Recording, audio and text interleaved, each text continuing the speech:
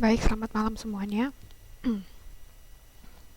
Mohon maaf sebelumnya karena tadi saya ada urusan, jadi kelas kita hari ini dimulai jam 10.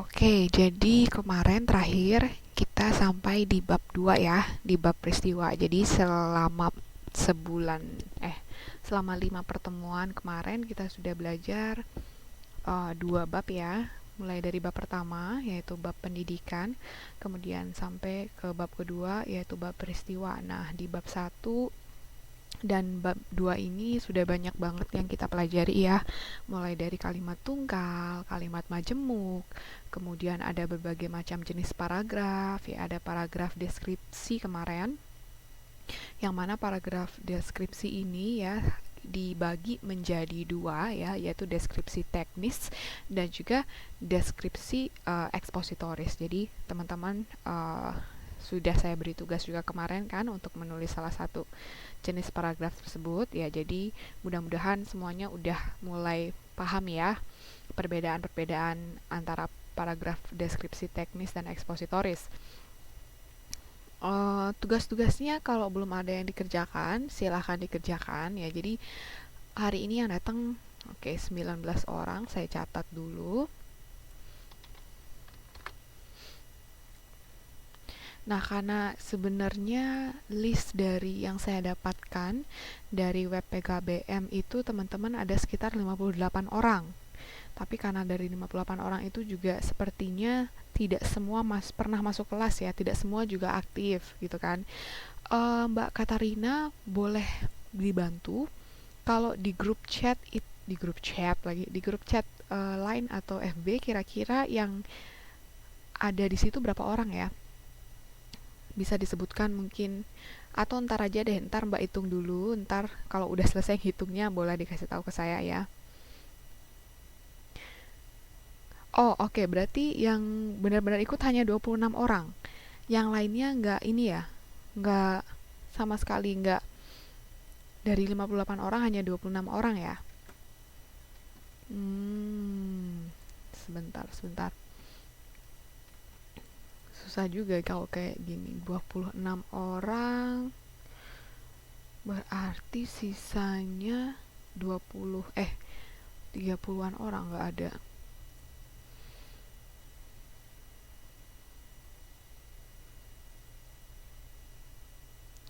Oke. Oke, kalau gitu langsung aja kita mulai ya, sambil menunggu. Oh, ini dia. Data kelengkapan. Oh, ini berkas siswa. Yes, teman-teman juga saya ingatkan ya setiap minggu bahwa jangan lupa untuk mengirimkan foto. Mungkin teman-teman yang baru bisa tanya ke ketua kelas ya perlengkapannya apa, atau kalau memang uh, bingung bisa langsung tanyakan ke saya kalau misalnya ada kesulitan.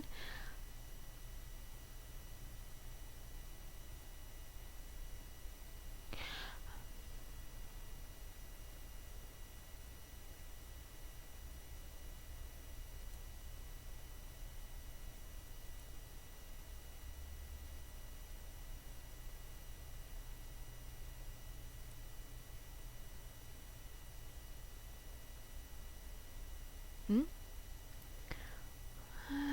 Aduh, inilah mesti.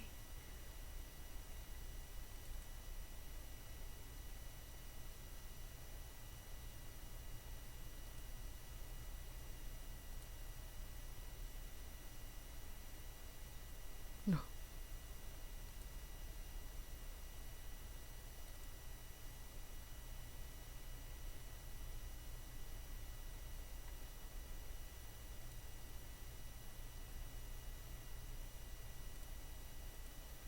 loh kok hilang? Hmm.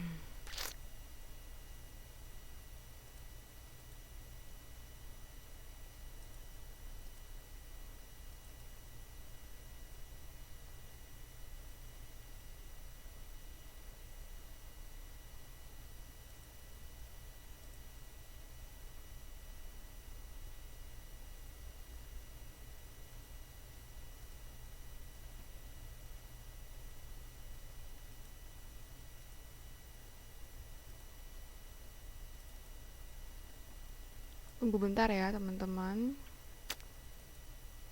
Nah,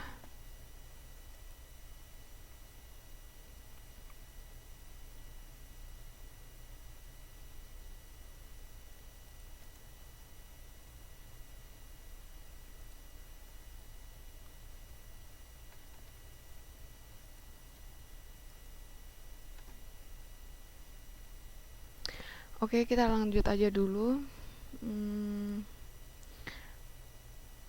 Ya, silakan buat yang teman-teman yang mau mengumpulkan foto, bisa dikumpulkan waktu TTM, atau kalau memang tidak sempat datang TTM, boleh dikirim ke alamat divisi administrasi ya.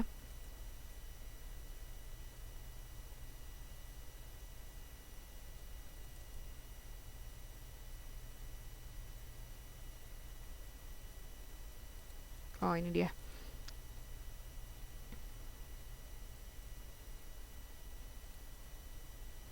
Oke, jadi ada sekitar 58 siswa ya. Ya, 58 siswa.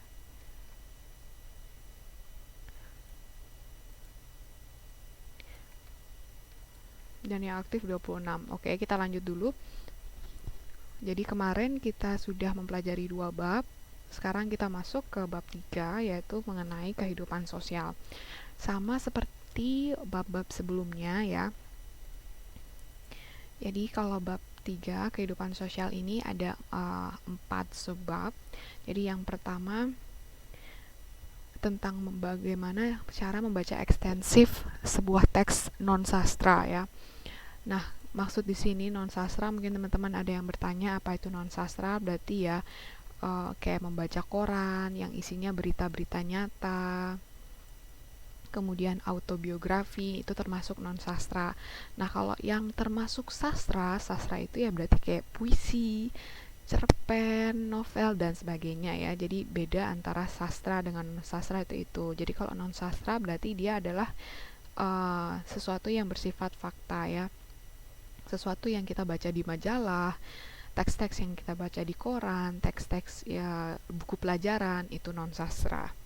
Kalau teks sastra ya berarti itu masuk ke ranah-ranah seperti kalau misalnya kita mau baca puisi, baca novel, cerpen, atau mungkin baca pantun, itu termasuk sastra. Iya, pertanyaan dari Mbak Zulaika, fotonya dikirim bareng ijazah boleh, tentu saja boleh ya. Nggak ada larangan. Jadi kalau foto dikirim barengan sama ijazah ya nggak apa-apa, nggak masalah. Itu tadi yang subbab A, yaitu tentang membaca ekstensif teks non sastra. Kemudian yang subbab yang kedua yaitu mengenai bagaimana menulis paragraf ekspositif. Nah, kalau di pertemuan sebelumnya kita belajar tentang bagaimana cara menulis paragraf deskriptif. Nah, yang di bab yang ini kita belajar tentang bagaimana cara menulis paragraf ekspositif ya. Kemudian subbab yang ketiga, mendengarkan pembacaan puisi dan mengungkapkan isi puisi. Nah, ini nih biasanya kan kalau puisi itu tidak serta-merta dengan sederhana bisa kita artikan makna katanya apa ya. Jadi perlu pembacaan yang berulang-ulang, perlu benar-benar yang menganalisis katanya satu persatu. Jadi ketika kita mendengarkan pembacaan puisi, benar-benar harus fokus dan benar-benar harus difahami katanya satu persatu, barulah kita bisa mengungkapkan isi puisi secara keseluruhan. Pas TTM itu yang menerima foto Miss Dayu ya? Bukan sepertinya. Pas TTM, kalau mbaknya yang pakai kacamata itu namanya Mbak Triluhur. Kalau saya kan nggak pakai kacamata. Yang nggak pakai kacamata namanya saya Dayu. Kemudian subbab yang keempat, yaitu tentang mendiskusikan dan mengemukakan hal menarik dari isi cerita pendek. Nah, ini kalau yang di sini nanti kita akan dikasih beberapa penggalan cerita pendek ya. Kemudian kita akan mendiskusikan, kita cari hal-hal menarik apa saja dari cerita pendek tersebut. Nah, cerpen di sini juga hampir sama seperti puisi. Kalau puisi kemarin saya kasih tahu kan ada unsur intrinsik dan ada unsur ekstrinsik. Nah, cerpen juga begitu. Jadi ada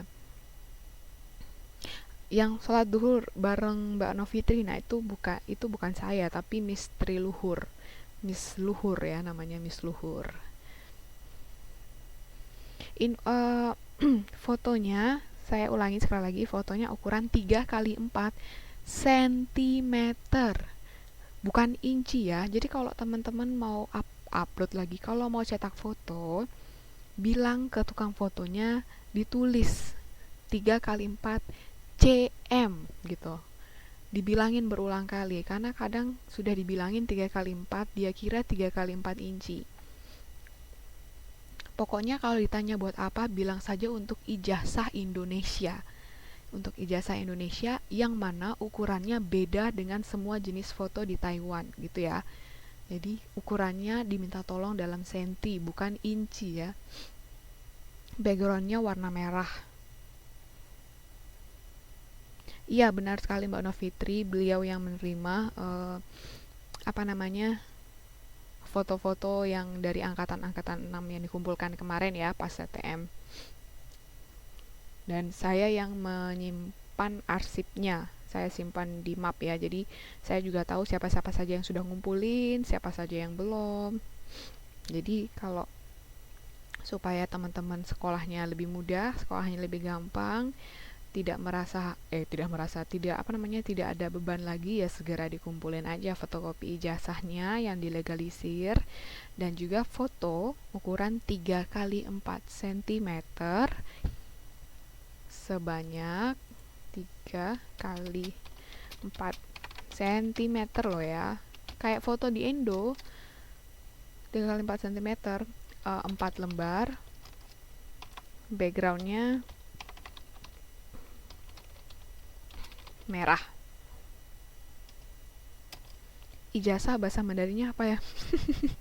Saya juga nggak tahu. Bahasa Mandarin saya jelek banget. Saya cuma tahu xie sama ni hao doang. Oh, buat paspor. Kalau buat paspor ukurannya sama ya Mbak Novitri. 3x4 cm. 3x4 cm 4 lembar ya Mbak. Backgroundnya merah. Kerudungnya putih. Baju juga putih.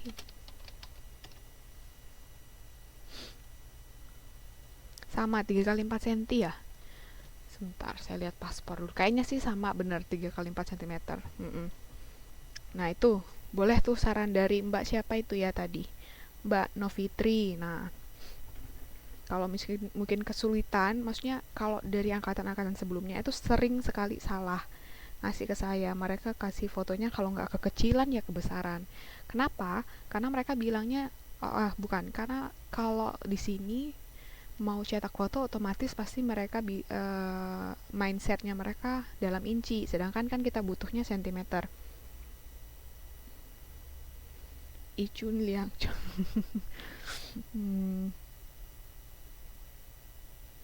Kalau yang pakai kerudung, warna kerudungnya putih. Jika teman-teman tidak berkerudung, tidak usah. Yang penting rambutnya rapi. Kemarin mbaknya fotonya ngumpulin 3 ya sudah, nggak apa-apa ya.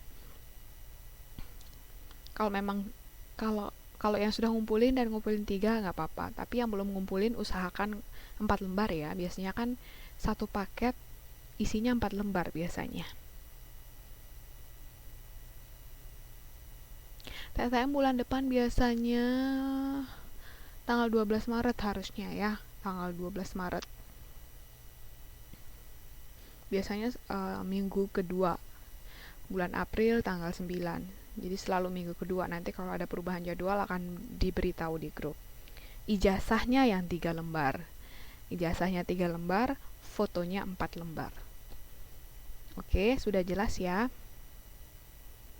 Kalau pakai baju kemeja panjang tapi nggak pakai kerudung, ya nggak masalah. Mbaknya kalau tidak berjilbab ya nggak usah pakai jilbab. Maksudnya di sini kalau memang, maksud saya kalau memang mbak-mbaknya fotonya mau pakai kerudung, diusahakan kerudungnya warna putih gitu.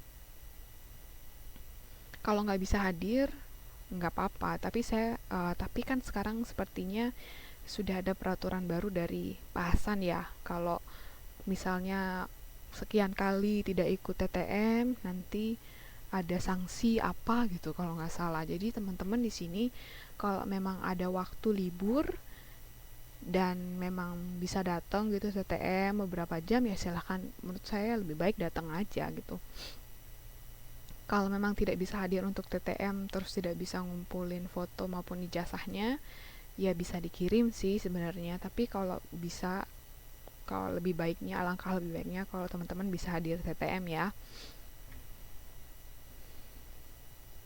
Udah, nggak ada yang ditanyakan lagi ya. Kita lanjut lagi tentang tadi apa ya, mendiskusikan dan mengemukakan hal menarik dari isi cerita pendek. Jadi sama seperti puisi kemarin, ada unsur intrinsik dan unsur ekstrinsik ya. Nanti kita akan bahas selanjutnya.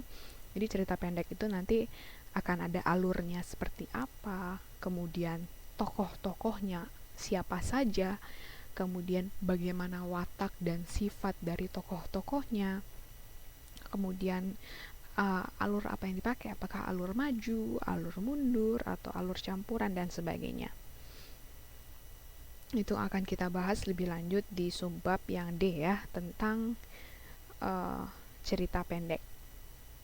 Nah, kita masuk dulu ke subbab yang pertama, yaitu tentang membaca ekstensif teks non-sastra. Nah, membaca ekstensif ini juga merupakan salah satu bentuk kegiatan menyerap informasi secara luas ya. Jadi objeknya itu adalah meliputi sebanyak mungkin teks yang harus kita baca, akan tetapi dalam waktu yang sesingkat mungkin. Jadi kalau membaca ekstensif di sini artinya bahwa seperti kayak kita membaca koran, tapi tidak semua tulisan kita baca satu persatu. Jadi hanya yang penting-penting. Jadi kita kayak di skip-skip ya. Di skip-skip membacanya, kita hanya nyari informasi penting yang sifatnya global atau yang sifatnya umum.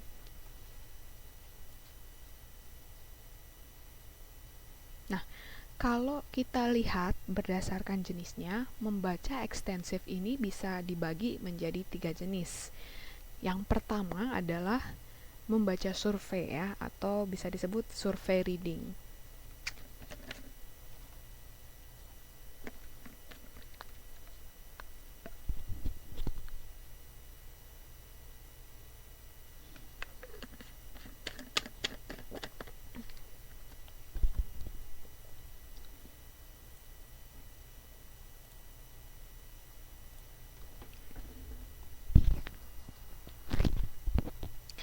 Nah, sebelum kita mulai membaca, maka kita bisa meneliti terlebih dahulu apa-apa yang akan kita telaah. Maksudnya di sini membaca survei ini adalah kita siapkan dulu. Misalnya kita mau cari informasi tentang keadaan atau situasi politik saat ini. Nah, kan kalau di koran kan biasanya tuh banyak tuh ada informasi tentang infotainment lah, informasi artis, atau informasi tentang apa ya, informasi tentang kondisi lingkungan saat ini, kondisi politik saat ini, atau informasi tentang siaran acara-acara di TV. Nah itu, atau iklan-iklan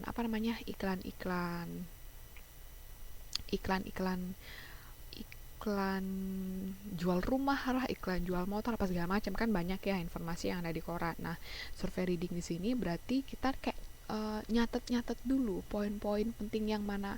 Kalau kita membaca koran, apa aja sih yang kita mau cari informasinya gitu. Misalnya kalau saya nyarinya infotainment, berita artis gitu ya. Jadi udah begitu buka koran, saya langsung nyari aja halaman yang ada artis-artisnya gitu ya, yang ada gosip-gosip artisnya. Iya benar sekali Mbak Sini. Jadi poin-poin yang kita butuhkan saja, yang kita cari dan yang kita baca atau yang ingin kita ketahui informasinya. Ya, oh ya benar Mbak Novitri. Jadi ada iklan lowongan kerja juga ya biasanya di koran-koran.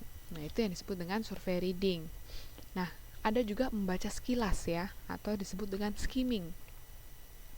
Nah, kalau membaca sekilas ini Dia maksudnya adalah membaca yang membuat mata kita bergerak dengan cepat melihat, memperhatikan bahan tertulis untuk mendapatkan informasi. Nah, ini jadi misalnya kalau di halaman depan koran, kita biasanya kan tuh setengah halaman ya, setengah dari halaman koran itu kan adalah isi berita utamanya si koran gitu ya.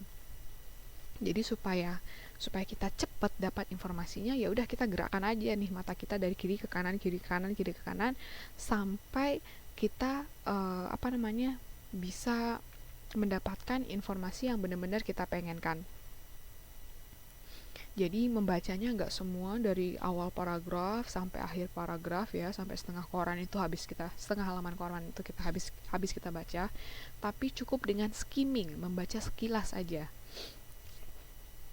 Jadi kita lihat inti atau poinnya. Iya, sampul majalah. Oh, semacam itu juga ya. Semacam sampul majalah. Biasanya di sampul majalah tuh kan ada kayak judul-judul atau isi-isi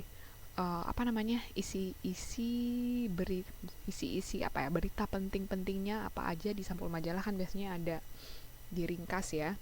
Maksudnya ringkasan-ringkasan berita pentingnya di sampul majalah biasanya kan ada.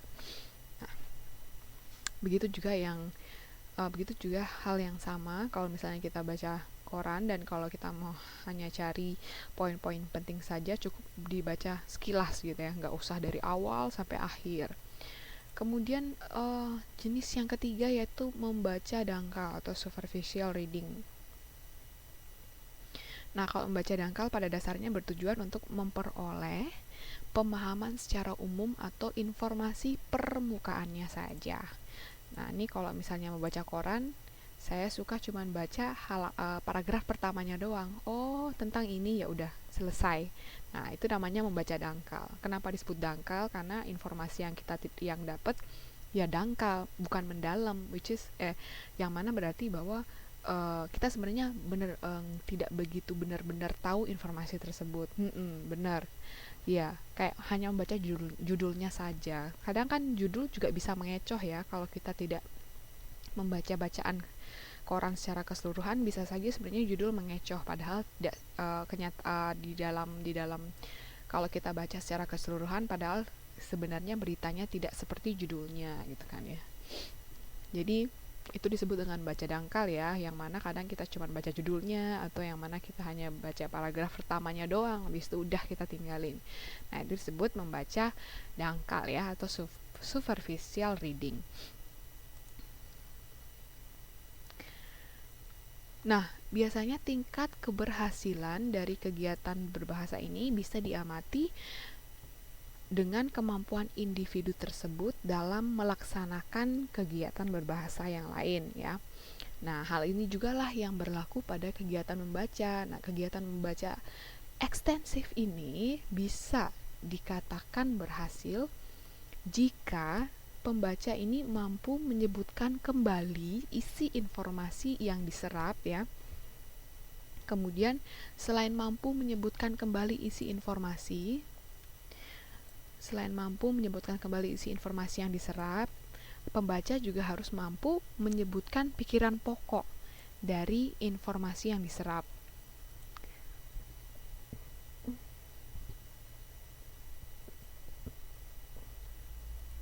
Kemudian mampu juga menyimpulkan isi informasi, kemudian mampu juga menjawab pertanyaan seputar masalah isi informasi yang diserap dan yang lainnya.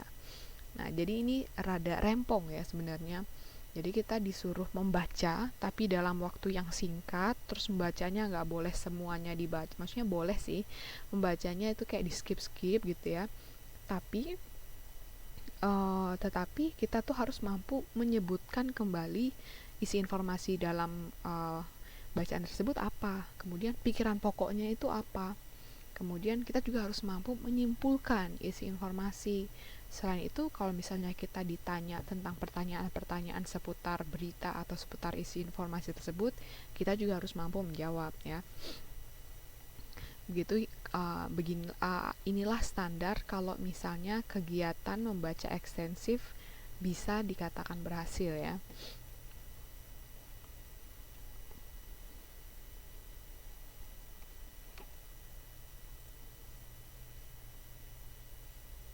Nah, itu tadi mengenai membaca ekstensif teks non sastra.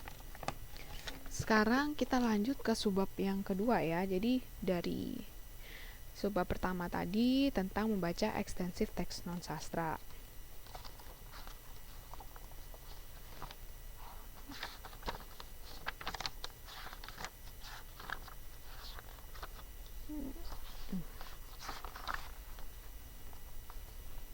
Kemudian subbab yang kedua yaitu tentang bagaimana cara menulis paragraf ekspositif ya.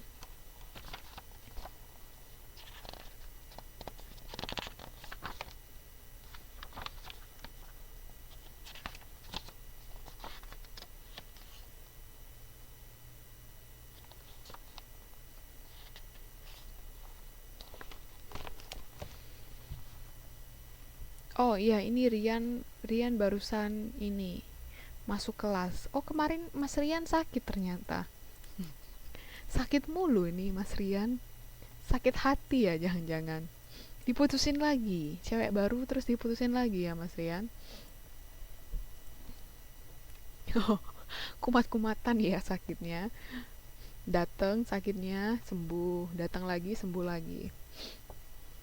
Oke, jadi itu tentang membaca ekstensif teks non sastra ya. Biasanya kalau membaca ekstensif ini sangat berguna sekali kalau kita sedang membaca koran atau sedang membaca sesuatu yang memang hanya ingin kita cari poin-poin pentingnya. Jadi tidak usah membaca berita atau informasi tersebut secara keseluruhan. Jadi ada 3 tadi ya, membaca ekstensif. Yang pertama membaca survei, yang kedua membaca hanya sekilas, kemudian yang ketiga membaca dangkal.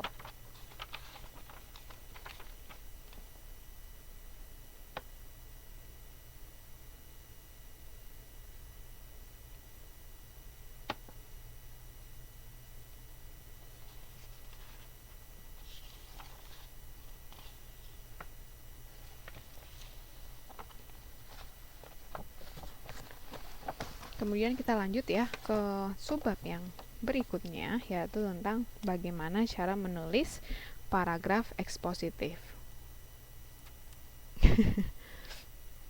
Rian kurang kasih sayang ya, kurang contekan.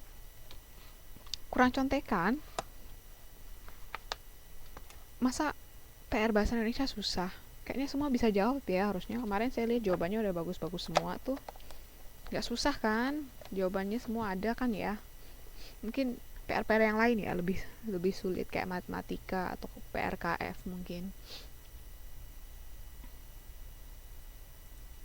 Membaca ekstensif teks non sastra ya tidak perlu, namanya juga membaca ekstensif kan biasa kita membaca dalam hati. Tidak perlu kita perhatikan tanda bacanya, kecuali teman-teman mau mendongeng gitu ya. Mendongeng ke anak kecil. Nah, ya kalau bisa sih dongengnya yang bagus gitu ya, yang menarik. Jadi anak-anak tertarik. Nah, kalau kayak gitu kan benar-benar harus diperhatikan tanda baca, nggak cuma tanda baca yang diperhatikan ya. Mulai dari ekspresi wajah, kemudian penekanan, lafal, intonasi, lemah lembutnya suara, semua harus diperhatikan. Begitu juga dengan membaca puisi. Itu lebih kompleks lagi ya membaca puisi. Semuanya harus diperhatikan, mulai dari gerak-gerik tangan kayak gimana, ekspresi wajah seperti apa saat membaca puisi, itu semua harus benar-benar diperhatikan. Hilang dicari, datang dibully. Iya ya, kasihan ya Mas Rian juga. Kalau hilang dicari, begitu udah datang kita bully dia rame-rame. Deritanya Mas Rian. Habisnya cowoknya cuma 1 ya di angkatan 6, 2 ding sama Mbak Yudayana.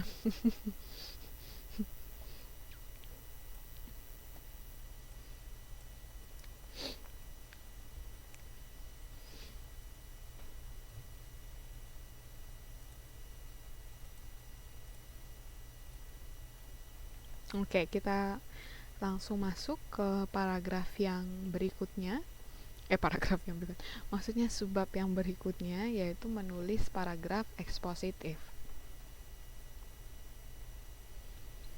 Nah, kalau kemarin kita sudah belajar tentang paragraf naratif ya, yang kayak gimana. Kemudian paragraf deskriptif juga udah.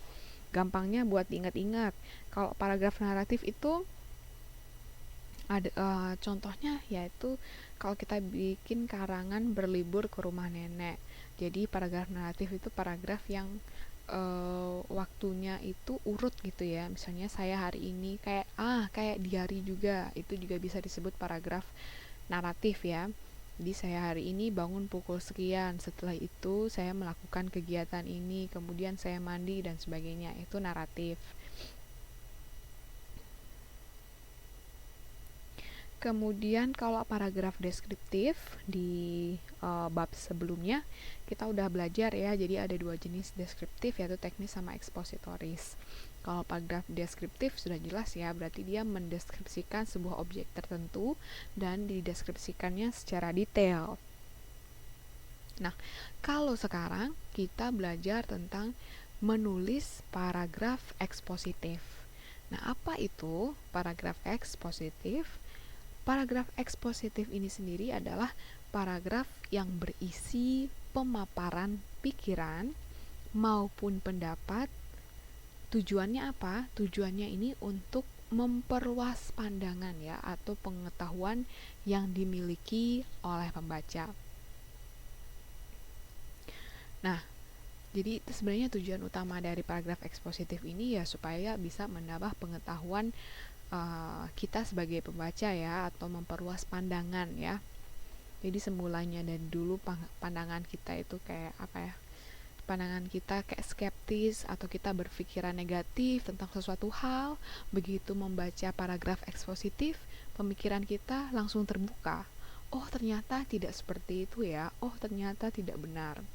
Nah, jadi selain memperluas pandangan, tapi pengetahuan kita juga bertambah. Nah, inilah salah satu tujuan dari paragraf ekspositif. Nah, ini ya tulisan yang biasanya berbentuk paragraf ekspositif ini bisa kita temukan di mana, yaitu di artikel, di ceramah-ceramah misalnya, di perkuliahan ya, buku ilmiah, kemudian buku-buku pelajaran kayak buku kimia lah, buku biologi, buku apa lagi ya, buku matematika. Nah, itu tuh paragraf ekspositif banget tuh ya. Jadi ada teman-teman kalau belajar matematika, belajar geografi, belajar kimia, nah itu buku-buku teks di dalamnya itu adalah paragraf ekspositif. Iya benar, jadi tujuan utama paragraf ekspositif juga membuat orang supaya menjadi positive thinking ya, memberikan wawasan baru, mengubah pandangan ya dari yang negatif menjadi positif. Nah, ini ada contoh paragraf ya.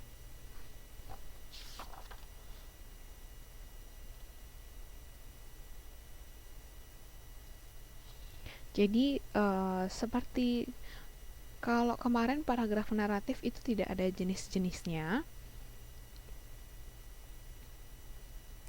Kemudian kalau paragraf deskriptif kemarin ada 2 jenis ya.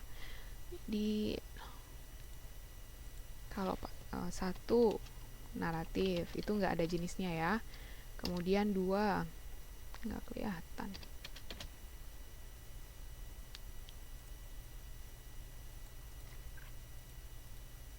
2 deskripsi. Itu deskripsi teknis dan deskripsi ekspositoris ya. Kemudian yang 3 ini paragraf eksposisi atau ekspositif sama aja ya. Dia ada paragraf eksposisi ini ada 3 ya, ada 4. Ada 4 jenis paragraf eksposisi. Yang pertama adalah eksposisi sebab akibat. Kemudian yang kedua adalah eksposisi definisi. Kemudian yang ketiga, eksposisi klasifikasi. Dan yang terakhir adalah eksposisi contoh ya. Jadi ada 4 jenis paragraf eksposisi ya. Paragraf yang isinya semua karangan-karangan ilmiah ya. Jadi yang pertama ada paragraf lagi. Yang pertama adalah eksposisi sebab akibat. Kemudian yang kedua eksposisi definisi. Buku zodiak. Oh iya, buku zodiak termasuk paragraf ekspositif juga ya itu. Pintar juga ya Mas Rian ini nyari contohnya. Sering baca buku zodiak pasti nih Mas Rian. Biar tahu apa namanya. Biasanya kalau di zodiak gitu tuh kan ada angka keberuntungan atau kehidupan percintaan bagaimana. Nah, pasti Mas Rian nyari yang itu tuh. Pasti itu kesukaan Riana. Ya, satu lagi kesukaan Rian itu primbon ya. Buat bener buat ngeramal sifat cewek ya Mas Rian. Nah, saya juga kurang tahu sih primbon itu sebenarnya kayak apa. Saya taunya kalau primbon itu ya cuman ngeramal gitu aja.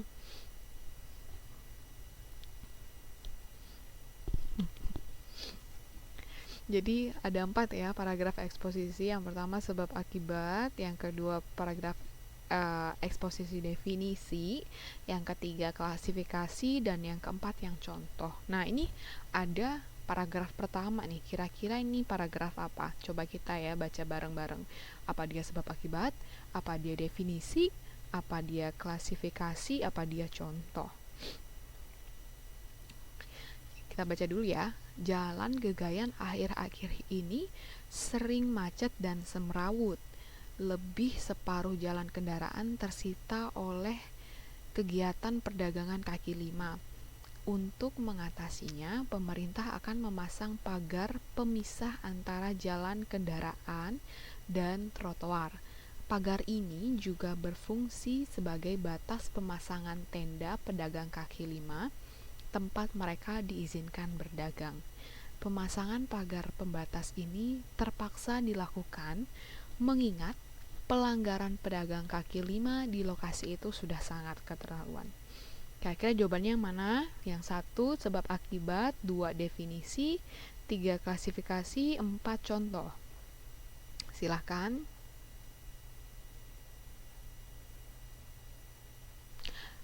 Oh iya, Mbak Marini, bukannya paragraf deskriptif dibagi 2 yaitu teknis dan sugestif.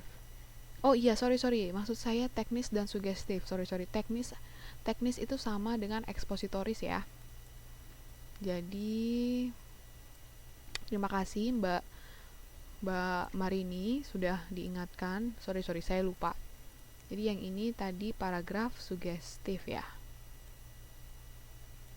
Bener nggak ya sugestif? Saya juga lupa nih. Saya lihat dulu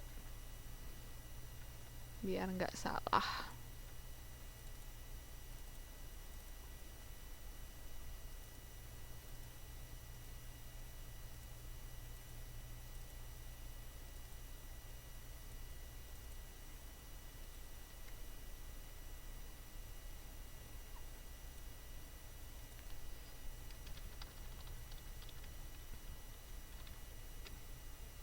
Oh ya, benar sekali ya, deskriptif teknis.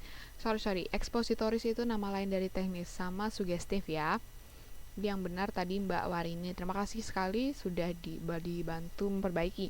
Jadi deskripsi ada 2 jenis paragraf yaitu teknis dan sugestif. Kalau eksposisinya ada 4. Ya, nama lain dari teknis adalah ekspositoris. Jawabannya apa? Sebab akibat ya. Nah, semua jawabannya sebab akibat. Mas Rian ini memang yang paling beda sendiri dia. Klasifikasi. Kira-kira klasifikasinya di mana Mas Rian? Coba nomor 3 kan ya Mas Rian ya. Atau kalau misalnya teman-teman ada yang kesulitan boleh 50-50. Phone a friend juga boleh. Atau mau butuh eksposisi. Dasar Mas Rian. Mas Rian ini. Yang mana Mas Rian? 1, 2, 3 apa 4? Apa 5 ini jangan-jangan? 5 karena ceweknya Mas Rian ada 5 kan ya. Nah, kalau kita lihat dari paragraf ini sudah jelas ya, dia berarti eksposisi sebab akibat ya. Benar sekali yang dikatakan oleh Mbak Sini bahwa kalau klasifikasi itu berarti pengelompokan gitu ya. Beda dengan sebab akibat. Nah, yang mana yang sebab, yang mana akibat? Bisa kita lihat di sini ya. Pemasangan pagar pembatas ini terpaksa dilakukan mengingat pelanggaran pedagang kaki 5 di lokasi itu sudah sangat keterlaluan ya. Ini sebabnya. Jadi pelanggaran pedagang kaki 5 di lokasi tersebut sudah sangat keterlaluan. Oleh karena itu, mengapa pemerintah memasang pagar pemisah antara jalan kendaraan dan trotoar ya, supaya jalan gegayannya tidak terlihat macet atau tidak terlihat semrawut, jadi terlihat lebih rapi. Jadi yang benar adalah eksposisi sebab akibat. Kemudian kalau kita lihat lagi yang kedua, contoh yang kedua. Nah, ini kegiatan menulis sebagai kegiatan terpadu melibatkan berbagai kemampuan, baik yang berkaitan dengan kebahasaan maupun non-kebahasaan. Selain penulis harus dapat memilih topik dan merumuskannya ke dalam judul, ia harus dapat memilih kata, istilah, bentuk kata yang tepat, dan menyusunnya ke dalam kalimat dan paragraf yang baik dan efektif. Bahkan, penulis juga harus menguasai permasalahannya dan konteks pembacanya. Jadi, menulis merupakan suatu kegiatan yang kompleks yang melibatkan sejumlah komponen kemampuan yang berlainan. Nah, kalau yang ini kira-kira dia yang mana? Apakah dia nomor 1 sebab akibat, atau 2 definisi, 3 klasifikasi, atau 4 dia yang contoh? Kalau dilihat sebab akibat bukan ya, karena tidak ada sebab, tidak ada akibat. Kalau klasifikasi atau contoh, kira-kira mana yang benar? Jeng jeng jeng jeng jeng jeng, atau dia yang definisi?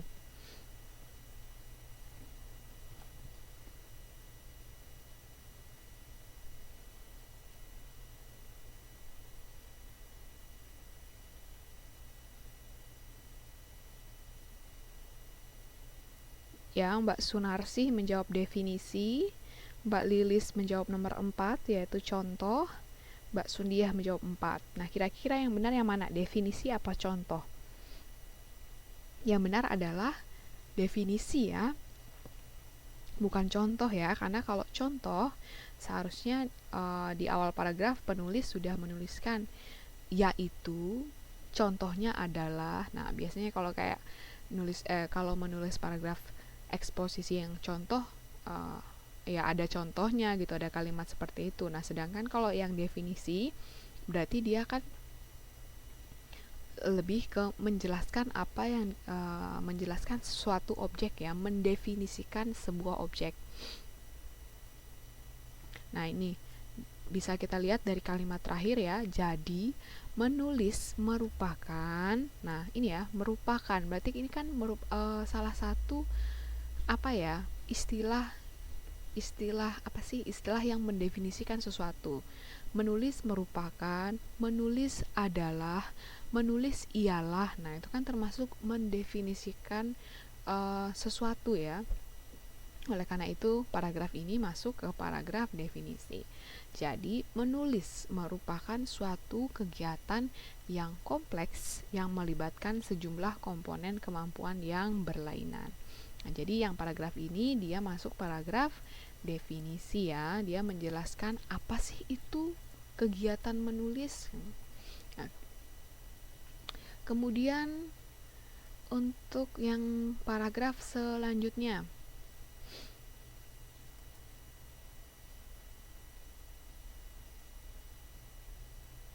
menulis sebagai juga Bu, maksudnya gimana Mbak Fuada? Iya, benar sekali. Kegiatan menulis sebagai kegiatan terpadu melibatkan berbagai kemampuan, baik yang berkaitan dengan kebahasaan maupun non-kebahasaan. Menulis sebagai, maksudnya apa nih menulis sebagai? Kalau supaya supaya kita tahu dia masuk paragraf sebab akibat atau klasifikasi atau contoh, kita baca dulu keseluruhan ya. Kemudian kita lihat entah dia di akhir atau di awal kalimat, kira-kira dia lebih cocok kemana. Kalau yang dari sini, kalau kita lihat di kesimpulan, dia bilang menulis merupakan. Berarti kan yang lebih tepat adalah paragraf teknik definisi, eksposisi definisi, bukan bukan eksposisi contoh ya. Karena kalaupun dia memberi contoh, contohnya di sini tidak detail gitu. Dan tidak ada kata-kata juga, contohnya adalah sebagai berikut atau kegiatan menulis itu antara lain sebagai berikut. Nah, itu tidak ada kata-kata seperti itu ya. Jadi di sini dia lebih ke definisi.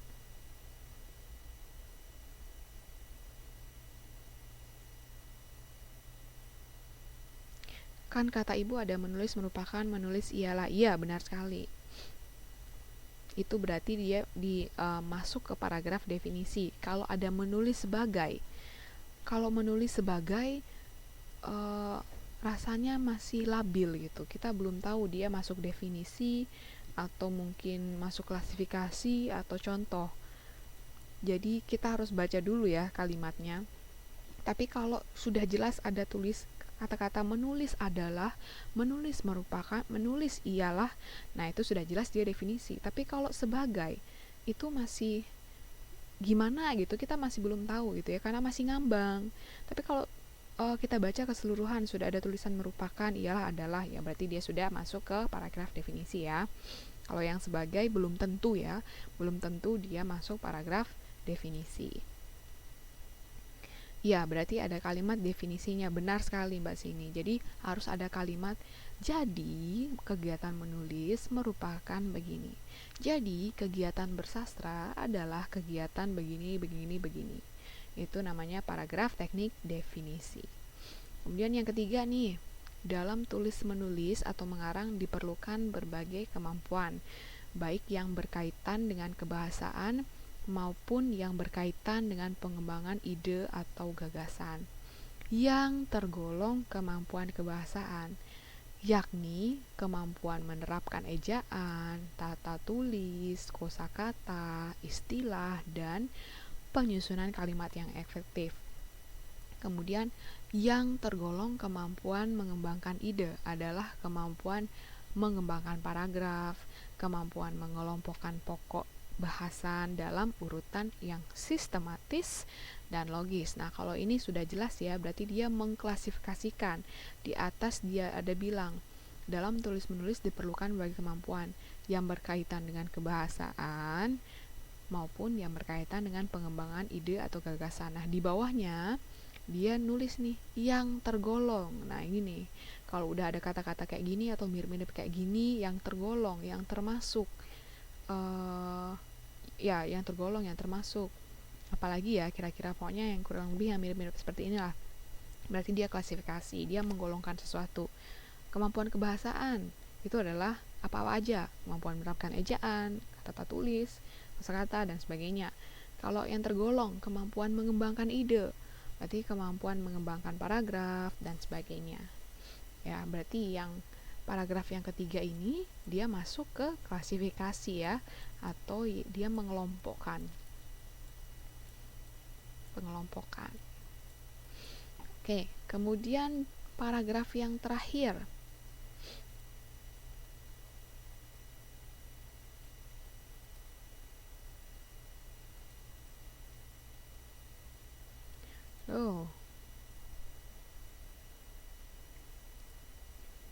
Waduh, sepertinya ada yang salah. Paragraf yang terakhir. Sebentar. Saya ambilkan dulu paragrafnya.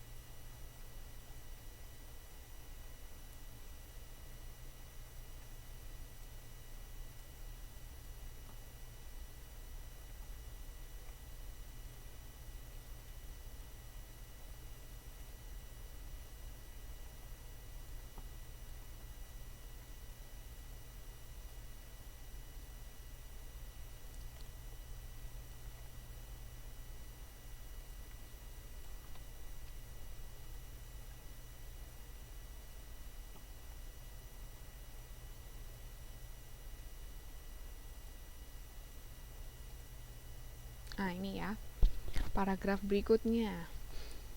Kita baca dulu, belakangan ini Indonesia mengalami berbagai macam cobaan. Cobaan itu antara lain gempa bumi di Nabire pada awal Desember 2004 yang mengakibatkan beberapa korban, gempa bumi yang lebih dahsyat yang diiringi tsunami yang terjadi di Aceh dan Sumatera Utara pada 26 Desember 2004. Akibat bencana tersebut, 100.000 lebih warga Aceh meninggal dunia. Belum lagi korban harta benda dan binatang ternak.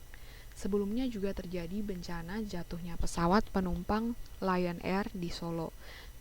Kecelakaan ini mengakibatkan sejumlah penumpang meninggal dunia. Belum hilang ingatan, muncul lagi kecelakaan pesawat di Sarmi, Irian Jaya.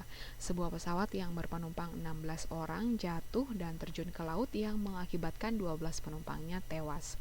Nah, kalau di sini sudah jelas ya, berarti dia merupakan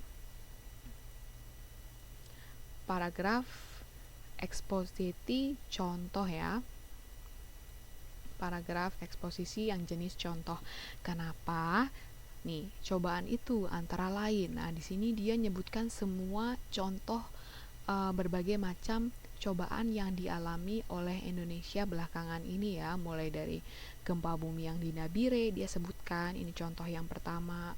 Kemudian gempa bumi yang di Aceh dan Sumatera Utara, ini dia sebutkan contoh yang kedua.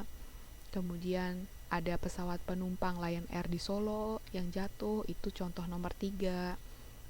Kemudian ada kecelakaan pesawat di Sarmi, Irian Jaya, contoh berbagai macam cobaan yang dialami oleh Indonesia yang keempat.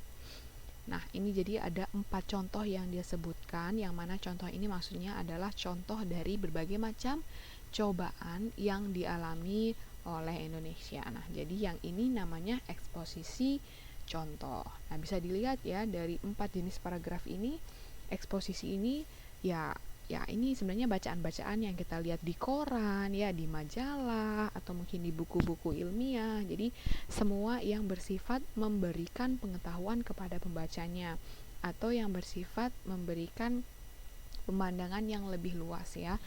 Pemandangan kita atau sudut pandang pikir kita mungkin yang tadinya sempit, kemudian dengan membaca koran atau membaca buku kemudian menjadi lebih luas ya, dari yang negatif kemudian menjadi positif gitu ya. Jadi di bab 3 ini ada 2 subbab yang sudah kita pelajari ya tadi, mulai dari tadi subbab A tentang membaca ekstensif teks non sastra ya, yang mana ada 3 jenis, yaitu membaca survei, membaca sekilas, atau membaca dangkal. Kemudian menulis paragraf ekspositif tadi ya. Jadi kalau kemarin silahkan kalau yang mau keluar silahkan, bisa keluar dulu. Ya, benar sekali. Jadi paragraf eksposisi yang tadi dia memberikan contoh jenis-jenis bencana yang dialami oleh Indonesia belakangan ini ya, Mbak Sini. Jadi sampai di mana tadi? Sampai yang B, menulis paragraf ekspositif ya. Kalau kemarin kita sudah belajar naratif yang tentang urutan-urutan waktu ya. Kemudian yang kedua deskripsi teknis dan deskripsi sugestif. Nah, yang hari ini kita belajar tentang eksposisi yang mana ada 4 ya. Sebab akibat, definisi, klasifikasi, dan juga contoh. Nah, kira-kira itu dulu ya yang akan kita yang kita pelajari hari ini. Minggu depan kita akan lanjutkan ke subbab selanjutnya ya, yaitu mengenai mengemukakan hal menarik ya dari isi cerita pendek, kemudian mendengarkan pembacaan puisi dan mengungkapkan isi puisi ya, kita akan pelajari minggu depan. Nah, sampai di sini dulu. Mungkin ada pertanyaan. Kalau ada pertanyaan silahkan diketik di kolom teks chat ini. Kemudian buat teman-teman yang belum mengumpulkan PR geografi atau PR bahasa Indonesia, bisa segera dikumpulkan ya. Saya masih beri kesempatan untuk mengumpulkan. Jangan lupa juga bayar SPP-nya, dirajin-rajinkan ya. karena saya dapat pesan juga dari bendahara, jadi segera dibayarkan kewajibannya dulu. Kemudian jangan lupa juga kewajiban berikutnya, kewajiban administrasi ya, yaitu foto tadi ditambah juga dengan fotokopi legalisir ijazah. Apalagi ya, kayaknya udah sih itu. Kemudian mengenai ini berapa orang sih yang tadi datang, saya lupa deh. Mengenai UTS, kalau di jadwal saya UTS kita 1 Maret 2017 ya. 1 Maret 2017. Loh, minggu depan berarti. Nggak terasa. Ya, berarti UTS kita minggu depan ya teman-teman. Mohon dikabari teman-teman yang lain. Kalau bisa minggu depan semuanya hadir semua ya, karena kita UTS-nya online. Tidak mungkin juga UTS teman-teman harus datang ke suatu tempat terus teman-teman kerjakan gitu ya. Jadi lebih enak online aja. Mbak Titi, kalau PR geografi nanti coba ditanya ke ketua kelas ya, atau nanti Mbak Titi Facebook saya aja, message saya di Facebook, nanti saya bisa kasih tahu PR-nya yang mana. Jadi minggu depan kita UTS online minggu depan ya, 1 Maret 2017. Jamnya dari jam seperti biasa, jam 9 sampai setengah 11. Masih belum tahu PR geografi ya, banyak yang belum tahu PR geografi ya. Kalau malam ini nggak ada PR, teman-teman mungkin mau fokus belajar untuk untuk UTS juga boleh. Jadi malam ini nggak ada PR dulu. Apanya jam 11? Jam 9 sampai setengah 11.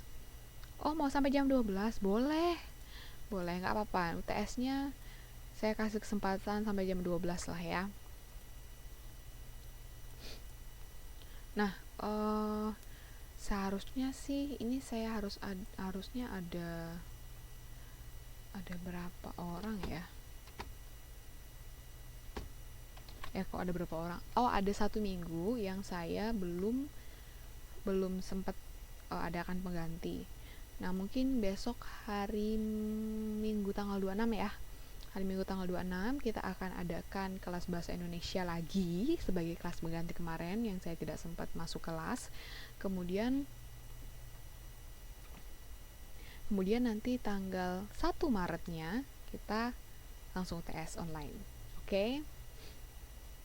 Anak baru ikut aja UTS ya, nggak apa-apa kan, bisa belajar dari, nanti saya kasih deh presentasi-presentasi bahasa Indonesia, teman-teman bisa pelajari. UTS-nya harusnya pada bisa semua sih, harusnya ya. Apalagi ya, UTS kelasnya nanti bahasa Indonesia tanggal 26 ya, hari Minggu. Kemudian tanggal 1-nya kita UTS online. Oke, ada lagi yang mau ditanyakan? Makasih juga tuh buat yang sudah nanya kapan UTS-nya. Kalau nggak saya lupa minggu depan UTS. Ada pertanyaan, silakan ditanyakan dulu. Tenang, UTS-nya gampang, bisa jawab. Nilainya pasti bagus-bagus semua kok. Kalau sama saya ya, tenang saja. Ya, nilainya bagus-bagus semua, paling ya 60, 65 atau 50 biasanya saya kasih nilai. Iya, jadi untuk tugas-tugas memang belum saya lihat semua ya. Nggak semua tugas, sebenarnya cuman baru 2 apa 3 orang yang saya lihat tugasnya. Soalnya saya masih bikin list-list siswa mana aja yang aktif, mana aja yang enggak gitu. Jadi makanya tadi saya tanya ke Mbak ketua kelas tadi, berapa orang siswa yang ada di grup chat angkatan 6 gitu. Ternyata yang ada 26 orang, sedangkan di saya datanya 58. Berarti sisanya itu kemana mereka? Nggak pernah masuk kelas, nggak pernah tahu ada tugas. Nah, itu tuh yang masih kita ini dulu, kita selidiki dulu. Jadi tugasnya, maaf ya, belum saya lihat, tapi nggak masalah kok, tenang aja mah, kalau sama saya nggak saya lihat juga saya kasih nilai. Yang penting teman-teman usaha ngerjain ya. Tapi pasti saya lihat, nggak mungkin saya lihat ya, pasti saya lihat, saya kasih nilai. Begitu juga UTS besok, siapa yang mengerjakan nanti saya langsung kasih nilainya ya, biasanya saya gitu. Sisanya ke bawah arus, nah itu arusnya kemana saya juga nggak tahu, arus pantai mana, arus pantai selatan apa pantai Nyiroro Kidul. Oke, ada pertanyaan lagi? Kalau nggak ada, kita akhiri ya pertemuan kita hari ini. Nanti akan ada kelas pengganti hari Minggu, disusul kemudian 3 hari berikutnya akan ada UTS tanggal 1 Maret ya. Oke, selamat malam semuanya. Selamat istirahat. Tetap semangat ya buat UTS besok.